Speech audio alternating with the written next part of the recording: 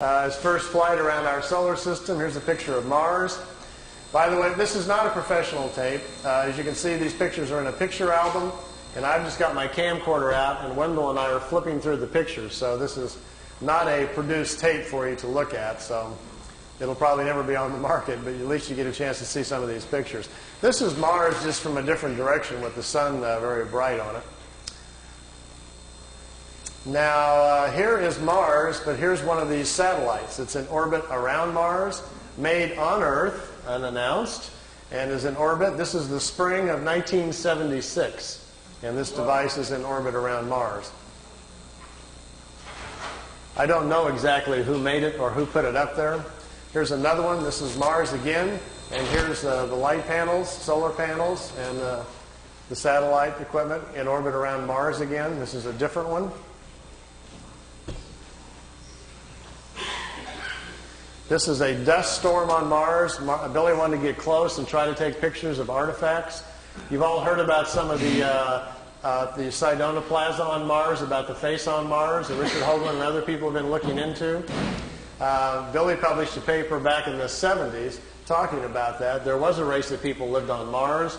They had a terrible catastrophe about 186,000 years back. At the time, there was about 40 million people killed on Mars, and they're all gone now, of course. So there were societies there, and we will find quite a few remains of their civilization once we get up there. Here he's on board one of their large motherships. This is the side or the edge of a saucer that was parked inside as he was walking by it. Here's Jupiter. Here's the mothership in orbit. They're flying into it to go aboard. It was 17 miles high and about 10 miles in diameter. He spent 3 days on it. They went to different places in our galaxy to show him around. This was the craft that was right in front of him as they were flying into it. He took a picture of that one. Here, again, is back at Mars. These aren't in any particular order. Here's another object in orbit around Mars, and look, here's an American flag on it. So there's a couple of things that they've put up there that the military's put up that we don't know about. This is a picture of Billy in a suit. He's on a prehistoric planet to see the dinosaurs. He's got a breathing apparatus on. This is a Pleiadian man, and they've stepped outside of the ship so he can see the animal life on this prehistoric world. Got his picture taken, too. That's pretty good. This jumps back here to, remember the Apollo-Soyuz hookup, us and the Russians back in '76? Billy asked him if he could go up and watch it. They said, okay. They took him up. There's several pictures here of the Apollo-Soyuz hooking up with Earth in the background. Some of the wildest pictures he's got. I mean, just look at the vantage point. The planet's in the background. How else would you get this picture unless you were up there at that particular vantage point? Not a lot of people have that in their photo albums, you know. You can imagine the people at NASA would crack up, you know.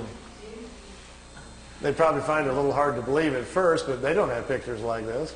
Here it is when it's just hooked up. There's Earth in the background, and here's the two capsules coming together.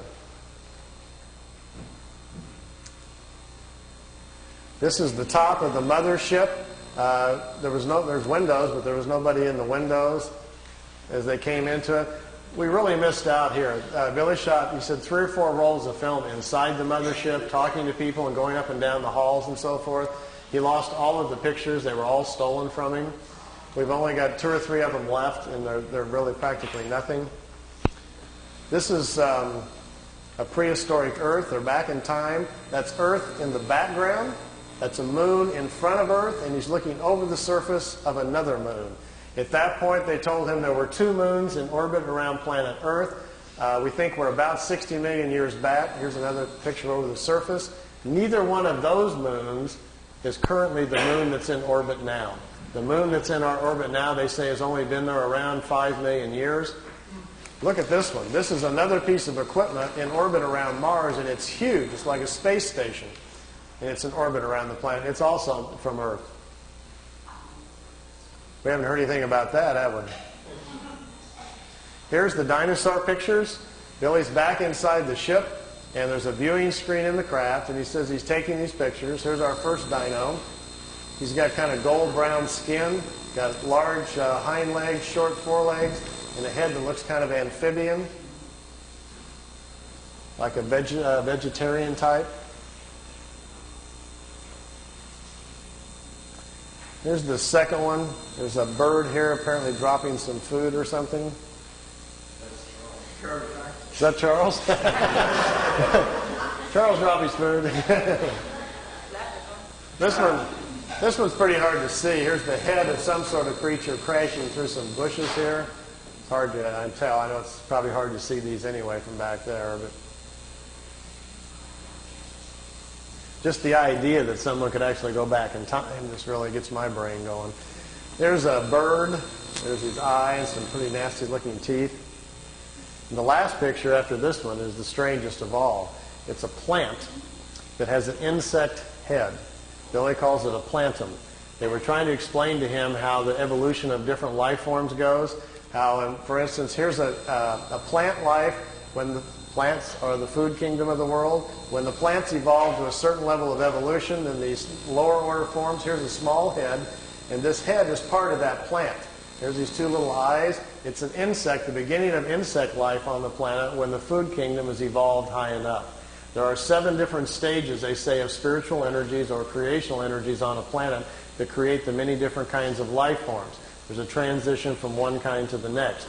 Ours is the 7th or the last one. We have to wait until the animal kingdom has raised the evolution of the body material high enough so our cycles can start.